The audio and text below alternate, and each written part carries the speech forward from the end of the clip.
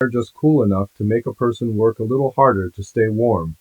The water moved steady as ever, curling around stones and whispering through the grass, but something about it felt different that morning. Maybe it was the sound, deeper than usual, or the way the wheel turned without a pause, as if the creek itself had found a purpose beyond its own wandering. She stood beside it, sleeves rolled, hands dusted in grain, watching closely like she was listening to something no one else could hear. Most folks in that valley had long accepted the weight of their days. Work began before the sun climbed the hills and didn't end until it sank behind them again. 10 men could spend a full day grinding grain, hauling sacks, and tending fields, and still fall short when winter came early. That was just the way of things, or so they believed. But she had never been one to accept the way of things without question. The small mill by the creek had belonged to her family for years, though calling it a mill was generous. It had been little more than a wooden shed and a stubborn wheel that worked when it felt like it. Most days it groaned and stalled, forcing hands to take over where water failed. Still, she kept at it, fixing boards, tightening bolts, studying every creak and turn like it held a secret. Her children stayed close. The older girl carried a sack nearly half her size, careful not to spill a single grain. The boy, smaller and quiet, watched the wheel spin with wide eyes, as if it were something alive. They had learned early that every handful mattered, every hour counted. That morning, though, something had changed.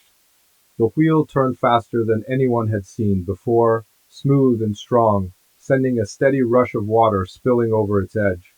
Sunlight caught the spray just right, casting a brief shimmer of color across the creek. It was the kind of sight that made a person pause even in the middle of work. Across the water, 2 men stood still, their tools forgotten at their sides. They had come expecting the usual slow grind, maybe even lending a hand if the wheel stalled again. Instead, they found themselves watching in silence, unsure of what they were seeing. She didn't call out to them. She didn't boast or wave them over. She simply kept working, feeding grain into the hopper, her movements steady and sure. Whatever she had done, she wasn't eager to explain it, and that only made it more unsettling. Word traveled fast in a place like that. By midday, a few more had drifted closer, pretending to pass by, pretending not to stare.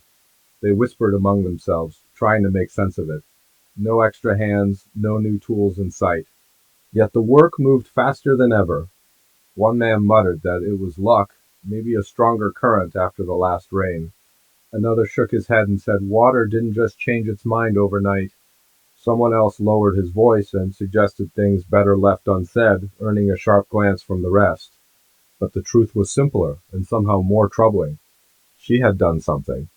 The way she studied the creek, the way she had spent evenings measuring, adjusting, rebuilding parts no one else thought worth fixing, it all pointed to a kind of understanding that didn't sit easy with others.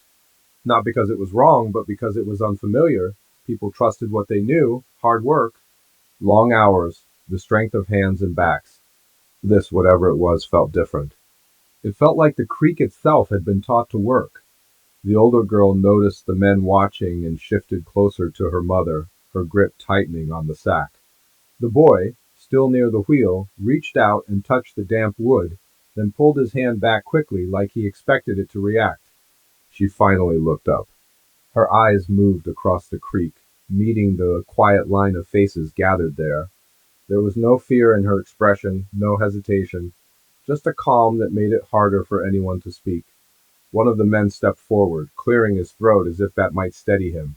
That wheel, it wasn't like this before. She wiped her hands slowly, taking her time before answering.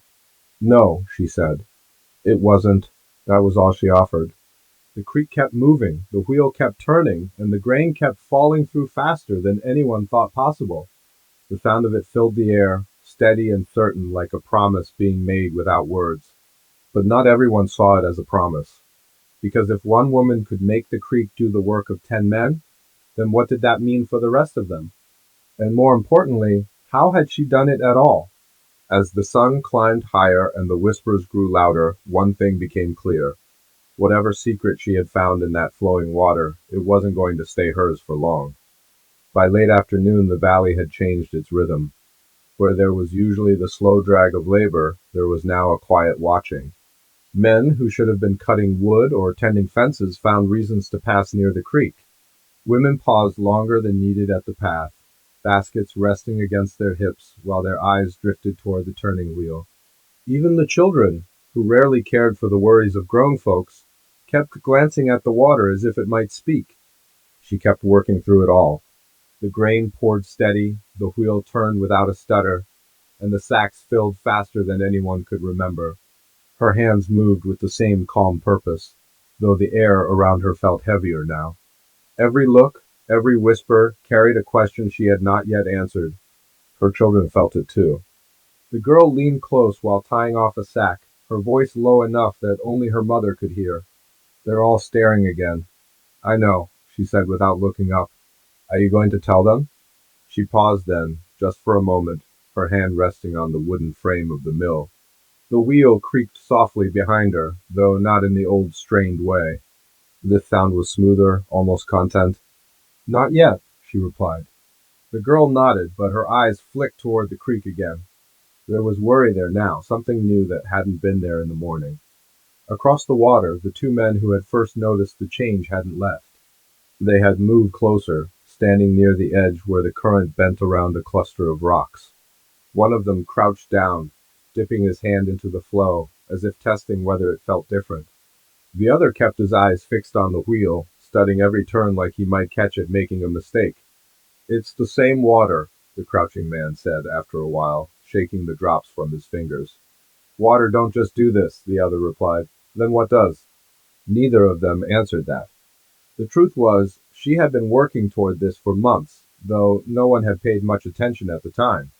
They had seen her by the creek at odd hours, moving stones, adjusting the narrow channel that guided the water toward the wheel.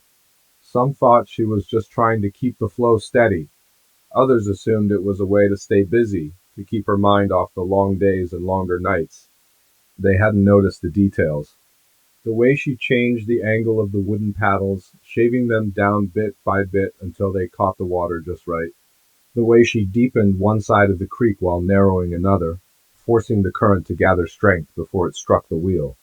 The small wooden gate she had built upstream, simple enough to be overlooked, but placed with care so it could guide more water when needed.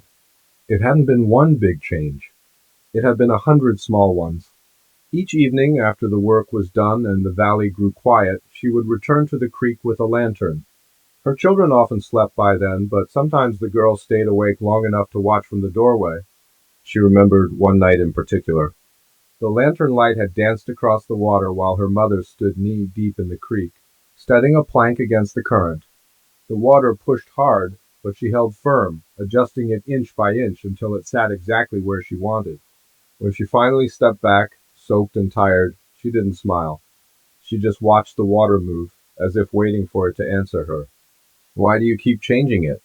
The girl had asked from the doorway. Her mother had turned then, brushing wet strands of hair from her face. Because it can do more, she said. That answer hadn't made much sense at the time. Now, standing beside the fast-turning wheel, it made a little more. Still, knowing she had worked hard didn't settle the unease growing among the others. Hard work was familiar. What they were seeing felt like something beyond that. As the sun dipped lower, one of the older men from the valley made his way down to the creek. He walked slower than the others, leaning slightly on a worn stick, but his eyes were sharp. He had seen more seasons than most, and people tended to listen when he spoke. He stopped a few steps from the mill, taking in the scene without saying a word at first. You've changed the flow, he finally said. She met his gaze. I guided it, he nodded slowly as if weighing that choice of words.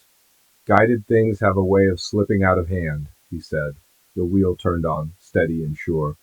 It hasn't, she replied. Not yet, he said. The air between them grew still, though the creek kept moving. A few of the others drew closer, sensing something important in the exchange. You planning to keep it this way? Another voice called out. She looked past the older man, toward the small gathering that had formed. Yes, she said. A murmur passed through them. And when the water runs low? Someone asked. It won't, she answered. That brought a sharper reaction. A few heads shook, a few brows tightened. No one in that valley trusted the creek to stay strong forever. Summers came dry, winters came harsh, and the water had always followed its own mind. You can't promise that, the older man said. She didn't respond right away. Instead, she turned slightly, glancing upstream where the bend in the creek disappeared behind a line of trees. I'm not guessing, she said at last. That was when the unease shifted into something deeper. Because if she wasn't guessing, then she knew something they didn't. The boy tugged at her apron then, his small voice cutting through the tension. Ma, he said, pointing toward the trees. There's something up there again. Her expression changed, just enough for the older man to notice. What is it? He asked. She didn't answer him. Her eyes stayed fixed on the bend in the creek, where the water curved out of sight. The wheel kept turning, the grain kept falling, but for the first time that day, her attention slipped from the work. Something had caught her off guard, and whatever it wasn't part of the plan she had so carefully built. The creek had always been the same in one way.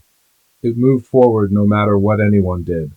But now, as the sun dropped lower and the shadows stretched across the valley, it did not feel the same anymore. The woman stepped away from the mill for the first time that day.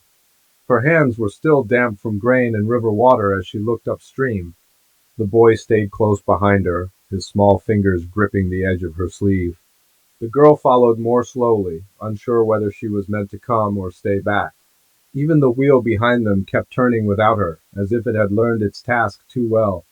That alone made the older men exchange uneasy looks. It shouldn't run like that on its own, one of them muttered, but it did, and it had been doing it more often lately. Upstream, the creek narrowed between two lines of trees. The water there always sounded different, sharper somehow, like it was being forced instead of simply flowing. That was where she had been spending her evenings for weeks, though few had noticed at first. Now everyone was noticing. They followed at a distance as she walked along the bank. The ground was uneven, scattered with stones she had once moved herself. Small wooden markers stood half hidden in the grass, each one placed with care. They were not random.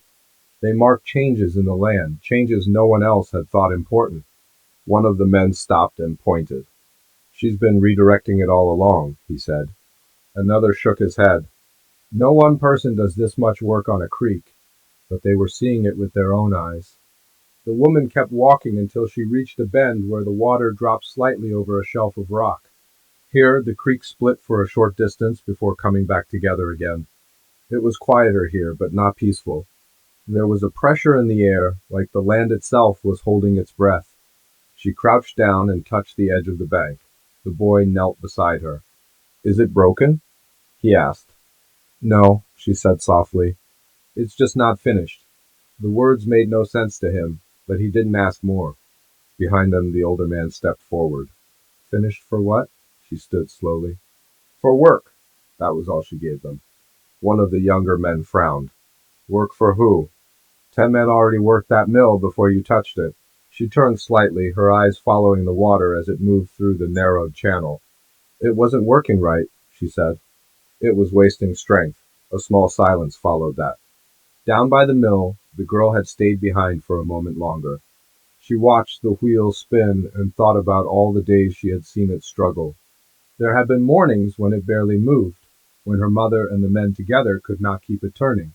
She remembered the frustration, the wasted hours, the tired faces. Now it never stopped. But something about that did not feel like victory anymore. At the creek, the group had grown larger. Word had spread quickly once the wheel was seen running without pause. Farmers, laborers, even a few traders from the road had gathered at the edges, drawn by the same uneasy curiosity. Some called it a blessing. Others called it something else. An older woman near the back crossed her arms tightly. Water don't behave like this without reason, she said. What reason then? Someone asked. She didn't answer, because no one had a good answer. The woman finally stood and stepped closer to the split in the creek. She pointed toward where the water separated and then rejoined. This is the reason, she said. They followed her gaze but saw only water and stone. You changed the path, the older man said again, slower this time. Yes, she replied, and the pressure changed with it. She knelt again, picking up a small wooden piece half hidden in the grass. It had grooves carved into it, worn smooth by time and water. "This wasn't here before," one of the men said. "It was always here," she said, "just not placed right." That was when one of the younger men finally stepped closer. He crouched beside her, studying the channel. "You're saying you trained the creek," he said carefully. She didn't deny it. The word hung in the air too long, trained, like an animal, like something that could be shaped. A few of the men shifted uncomfortably at that thought, but the older man's eyes narrowed instead. "And what happens when it pushes back?" For the first time, she hesitated. The creek answered for her in its own way. A sudden rush of water came through the narrowed channel, stronger than before. It splashed against the stones, louder, sharper. The sound echoed through the trees. The boy stepped back quickly. The girl at the mill felt it too, even from a distance. The wheel down below spun faster for a moment, then steadied again. The woman straightened slowly. "That's what I came to fix," she said. "Fix?" the older man repeated. She looked at him then. "Balance." But even as she said it, the water shifted again. Not violently, but enough to be noticed. The flow changed direction slightly, pressing harder against the banks she had shaped. It was responding, not like a tool, not like a machine, like something aware of being directed. A murmur spread through the group. One man stepped back. "This isn't just work anymore," he said quietly. Another added, "She's doing something to it." The woman turned sharply. "I am working with it." But her voice was not as steady as before. From the trees upstream came a low, distant sound, not the usual rush of water over rock, something deeper, like movement where there should not be movement. The boy grabbed her hand tighter. "Ma," he whispered, "it's coming again." And this time she did not correct him. The creek had changed its rhythm once more, and whatever she had shaped in its path was beginning to answer in ways no one in the valley yet understood. Not even her? The sound from upstream grew heavier as the light faded from the sky. It was not loud in the way a storm is loud. It was deeper than that. A steady pressure in the air, like the land itself was shifting its weight. The creek, which had once felt simple and familiar, now carried a force that made even the older men step closer together without meaning to. The woman did not move. She stood at the split in the water, watching the narrow channel she had shaped with so much care. Her hands were still, but her eyes were not. Something had changed in the flow again, and this time it was not following her design. The boy pulled at her sleeve. "It's getting stronger." "I know," she said quietly. The girl came running up the bank then, breathless. "The wheel down there is speeding up again. It's too fast. It feels like it's pulling on its own." At that, a few of the men exchanged uneasy looks. A machine that pulled itself was no longer just a tool. It was becoming something else. The older man stepped forward again, his voice lower now. "You said you guided it, but this isn't guiding anymore?" She finally looked away from the creek and toward them. "Something upstream is changing the balance." "Something?" One of the younger men repeated. She nodded once. "The creek remembers what we do to it. Every stone moved, every path changed. It adjusts." That answer did not calm anyone. If anything, it made the silence heavier. Downstream, a sudden surge echoed through the valley. Even from where they stood, they could hear the wheel groan as it spun faster. Wood straining against water it was not meant to handle. Birds lifted from the trees near the mill, startled into flight. The girl clenched her hands. "It's going to break." The woman turned sharply. No, but there was doubt in that word now. The older man stepped closer to the edge of the creek, watching the current. "You changed it too much," he said. "You forced it into something it wasn't meant to be." "I shaped it to work," she replied. "To carry more, to last longer." "And now?" he asked. She did not answer immediately. The creek did it for her again. A deep shifting sound rolled through the water. The flow rose slightly, pressing harder against the banks she had built. One of the small wooden guides she had placed earlier began to strain. The water was no longer simply following. It was testing. The boy took a step back. "It's angry." "No," she said quickly, almost too quickly. "It's adjusting." But even she knew the truth was no longer simple. The creek had become stronger than it was when she first shaped it. Every adjustment she made had added pressure somewhere else. Like tightening a rope too many times, each change had built tension she could no longer see until it showed itself. The older man watched her carefully. What happens when it finishes adjusting? She hesitated again. That hesitation said more than words. From upstream, another sound broke through, a sharp crack of shifting wood or stone, something giving way under pressure. Everyone turned toward it at once. The flow of water changed instantly. It rushed forward in a thick surge, spilling into the channel she had carved, no longer following the gentle curve she had planned. The creek was not just flowing now. It was pushing. The wheel far below screamed into motion, spinning faster than before, the rhythm uneven and dangerous. Even from a distance, they could hear the strain in the wood. The girl grabbed her mother's arm. We have to stop it. The woman stared at the water, her mind racing through every change she had made, every adjustment she thought she understood. But the system was no longer behaving like it had when she built it. It was evolving beyond her control. And worse, it was spreading that force downstream. She suddenly turned and started moving quickly along the bank. Where are you going? The older man called after her. To the gate, she said. What gate? But she was already moving, the children following close behind her. The others hesitated only a moment before trailing after, drawn by something they could not yet name. The path along the creek was uneven, broken in places where she had worked before. As they moved, the sound of rushing water grew louder, like something building toward a breaking point. Branches snapped in the distance. The wind picked up slightly, though the air itself felt strangely still. At one bend in the creek, they finally saw it. A wooden structure half hidden among the trees, reinforced with stones and anchored deep into the bank. It was simple, but clearly built with purpose. A control point, a place where she had once guided the flow. Now it was shaking. The water pressed against it with growing force, as if demanding to move past. One of the younger men stopped short. If that breaks, the whole channel will shift. The woman stepped forward, eyes fixed on the structure. Then I need to hold it. The older man shook his head. You can't hold a creek like this anymore. She didn't respond, because she was already reaching for it. Behind her, the wheel in the distance gave a sudden, deep groan, louder than before. It was no longer just spinning. It was pulling. And somewhere inside that rushing sound, it felt like the creek had decided it was done waiting.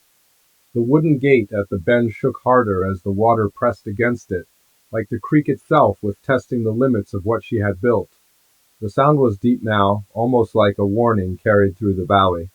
Everyone standing along the bank felt it in their chest more than their ears. She reached the structure first. Her hands pressed against the wet wood, feeling the vibration travel through it. For a moment she just stood there, breathing slowly, as if trying to understand what had changed between the creek she once shaped and the force standing in front of her now. The older man stepped up behind her. If that gives way, the whole lower channel will flood, she nodded once. I know. The boy clung to the girl's hand now, both of them watching in silence. Even the men who had doubted her before were no longer speaking. The creek filled all the space between them, loud and heavy, refusing to be ignored. She moved quickly then, not away from it, toward it. Her hands found the locking beam she had installed months ago, the one meant to control overflow during heavy flow seasons. It had held steady through smaller surges before, but this was not a small surge anymore.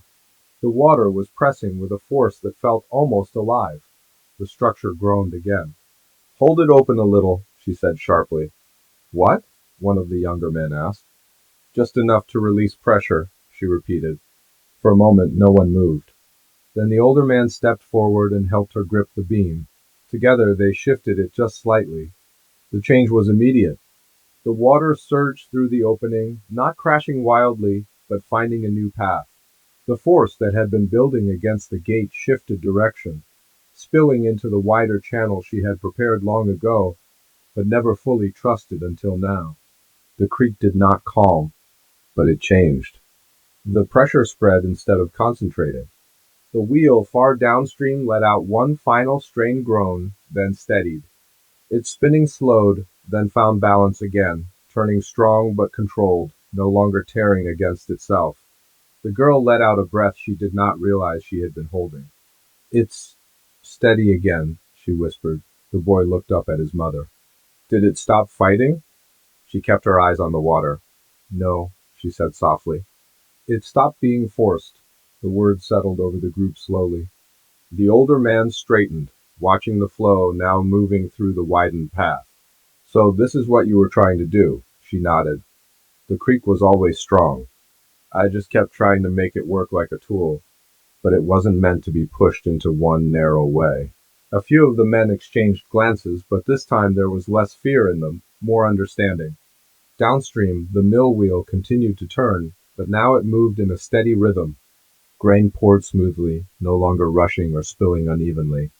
The sound of it was different too, not strained, not forced, just consistent, like something finally aligned with its purpose.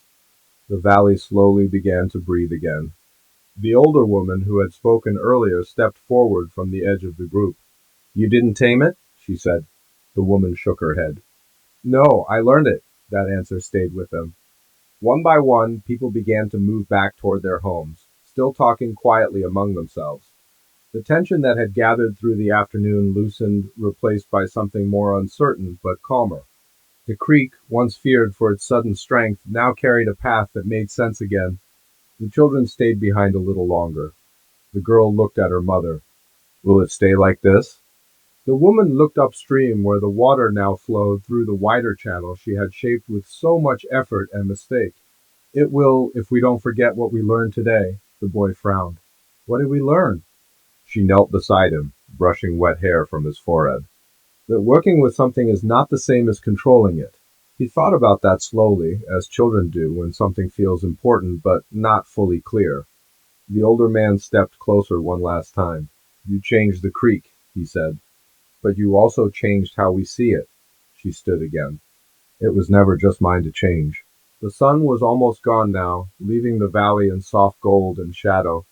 The creek moved through it all, steady and alive, carrying the work of the mill and the land together instead of against each other. The wheel turned below, strong enough now that it no longer needed constant watching. The work that once needed 10 men to struggle through in a day now moved with ease, not because the creek was forced, but because it was guided into balance. As the group finally began to leave, the sound of the water followed them, no longer a question or a threat, but something steady enough to trust again. The woman stayed by the bank a little longer, not to control it, not to change it, just to listen. And for the first time since she began, the creek did not feel like something she had to fight or fix. It felt like something that had finally learned how to work with her. Thanks for watching this story. Subscribe to the channel for more heartfelt stories. Your support helps keep these stories alive. Tell me in the comments what you felt about this story and what kind of